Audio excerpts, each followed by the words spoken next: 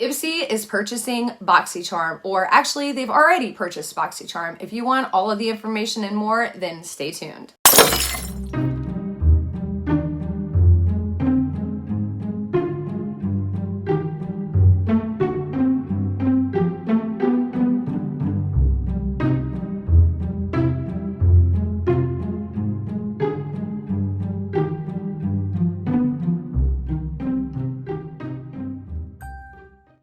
Good morning, everyone, and happy Halloween. I hope you guys are having an amazing day so far. And if you're going out tonight, please make sure you stay safe, wear your mask, all that good stuff. If you're new here, my name is Alexandra, and if you want all the up-to-date information on what is going on with this, along with just makeup and subscription boxes and reviews, then make sure you hit that subscribe button because we do it all here. You know what I'm saying? All right, so let's talk about what's going on. So I was actually on my way in the shower to film a mystery unboxing for you all. So please just excuse how I look, but I felt like this was breaking news and you guys needed this info now. All right, so one of my subscribers, Hope, shout out to you. She had sent me a DM saying that apparently Ipsy was purchasing Boxycharm. I couldn't really find a lot of information. I did find something on All Things Ipsy that did say the same thing, but then I got on Twitter and found this article from Bloomberg.com. So this is confirmed information. I will link the article along with All Things Ipsy's Instagram page down below in the description box,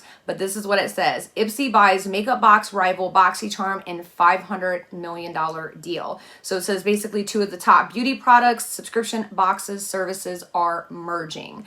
And apparently this was an agreed thing. So this was not something where Ipsy was seeking out Boxycharm. Apparently Boxycharm was looking to sell and Ipsy agreed to buy them. So please understand that is what's going on.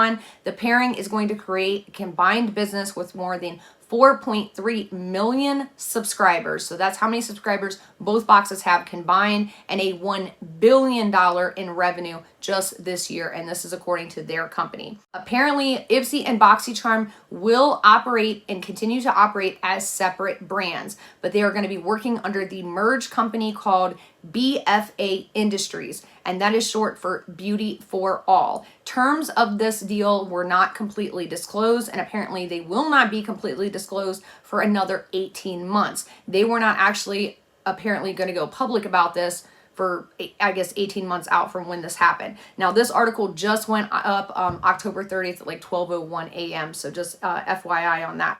So Ipsy's Chief Executive Officer, Marcelo Cambros, will be leading the new company. For those of you guys worried about Joe Martin, though, don't worry. He will be joining the board of the new company and will continue to lead the brand. So Joe is staying on with Boxycharm, but he will be now an employee of this new BFA company. Marcelo Cambros stated, "For us, it's about really just creating an undisputed leader in subscription where we have such a large percentage of the market." Now, I'm kind of taking that as they basically want to monopolize the subscription box market. So they want to become like the new Amazon or Walmart. Now, I'm going to get to my opinions after I give you guys like the facts here, but let me know down below, how do you feel about that? What do you think? I'm really interested to hear your thoughts. So basically in this, it says that coming together will help Ipsy and Boxycharm boost their share of the broader beauty subscription market. They said that Ipsy and Boxycharm have chased different demographics, and Boxycharm focuses more on high-end customers, and they want to keep it that way. So they want to keep this separate. But again, I have some opinions on this, but I'm going to wait till the end. It also said that the merger could help both better navigate an uncertain market because of everything going on with COVID and things like that. You know, there are a lot of beauty giants like L'Oreal and Estee Lauder who are taking big hits this year, but are seeing a big spike in skincare. So they definitely want to hit on that. But as far as Ipsy is concerned, they are claiming that they're doing good. They've had a steady increase in sales all throughout this entire time. So apparently they have the funds to buy Boxycharm out. Now, you guys might be wondering, why is this going on? Like, Boxycharm is doing amazing. Why would they want to sell? Well, again, we don't really know what's going on behind the scenes, and I don't want to speculate too much, but for those of you guys that don't understand how subscription boxes work behind the scenes, to have a subscription box service, you have to have an investor. So before these two both merged, like Boxycharm had the investor, Carp Riley LLC. Ipsy had the investor TPG. Like, that's the only way that this works. The only way that you can really make money having subscription box services, because you got to think about it. You know, you have these products that sell $30, $40, $50, $100 in stores. You're putting 5 of those products in a box for less than $25 or $25, $21, $12, that kind of thing. So the numbers don't add up. And even if you reach out to the companies and they give you the products at cost, you know, some products, yes, do cost a lot less to make, but companies still want to make some kind of something. They usually want to double dip. So, you know, it's really hard to offset that price. So usually when subscription boxes first start out, they usually go in the red very quickly, especially when they're paying employees, paying for shipping. I mean, there's just a number of factors that go into that. So they usually have to have an investor or they go under very quickly. That's why a lot of these startup subscription boxes that you see don't last very long, especially if they don't get an investor. So what I'm gonna guess, and again, this is just purely speculation at this point, I don't know, but I'm guessing that Carb Riley, especially with everything going on with COVID and all of that, they probably were looking for somebody else to take their share in the investment, since, I mean, basically they were invested $500 million mostly in stock into Boxycharm. So I'm guessing Ipsy decided, hey, we'll take it on, we'll just make this a big monopolized market, and we're good here. You know what I'm saying? That's my guess. I don't know, but that's my speculation. All right, so here's the problem with all of this, and this is where we're going to enter my opinion and thoughts on this whole thing. Now, I know according to the article, it says that Ipsy is still going to run as Ipsy, Boxycharm is still going to run as Boxycharm. They're still going to continually run separate, and I do agree they do appeal to different demographics. So all of that I agree with. However, in saying that, they're now going to be running under this umbrella of this Beauty for All company. And the problem with that is it's going to be ran by the CEO of now Ipsy. And Ipsy, we know for a fact and have seen time and time again, like for instance, this Color Rain palette, they just purchased the name Color Rain. They just purchased the actual packaging, but the product inside here, it says flat out on the back, specially made by Ipsy for Colored Rain in China. And for those of you guys that know Colored Rain and have purchased Colored Rain products, their makeup products are not made in China. Their makeup products are made here in the United States. So, you know, the thing is, Ipsy's never hidden the fact that they do this, that they buy a brand's name, they buy a brand's packaging, they make it for cheaper in China and put it in the box and say it's the same thing.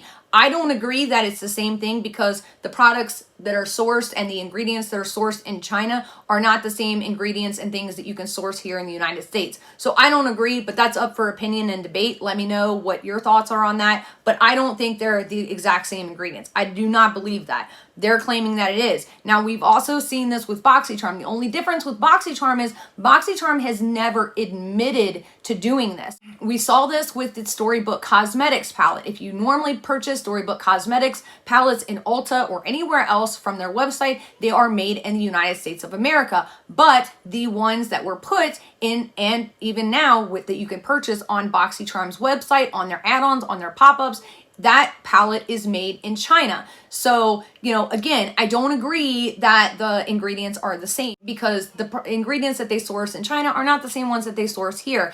We've also seen this with like Glow Recipes products. Like, everything looks the same. But if you actually compare it to the product that is actually purchased at Sephora, the color of the product is different, the actual label is different. You know, we saw this with the Glow Recipe Mist, we saw it with the pineapple stuff. I mean, there's just been several like little incidences of this going on, and Boxycharm has stood this entire time, and they've stated that they do not do that. I've reached out to Glow Recipe, I've reached out to these other companies, they refuse to respond back. We know why, but you know, they've never admitted to doing this.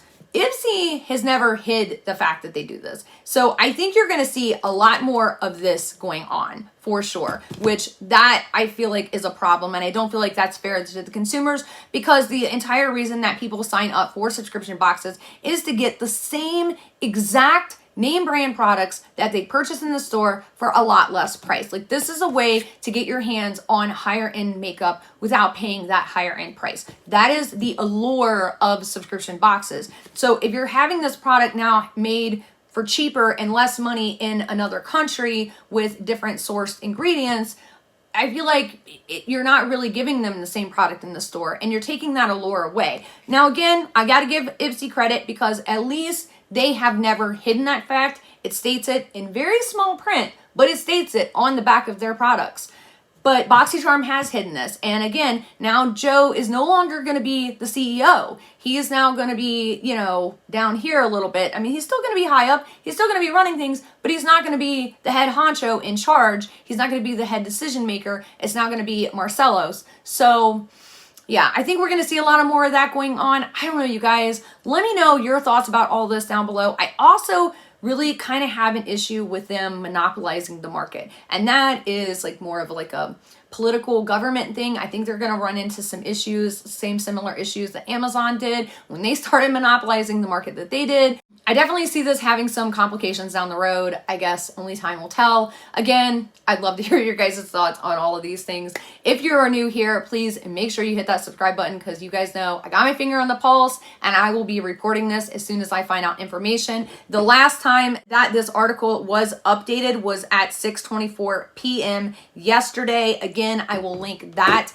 and all of my information as always down below in the description box. I hope you guys have an amazing Halloween today. Stay tuned because I actually do have another upload. We have a mystery box, a special Halloween treat for you guys going up later this evening. So make sure you stay tuned for that. I love you guys so very much. And thank you for all your love and support towards me and my channel. And until next time, see ya.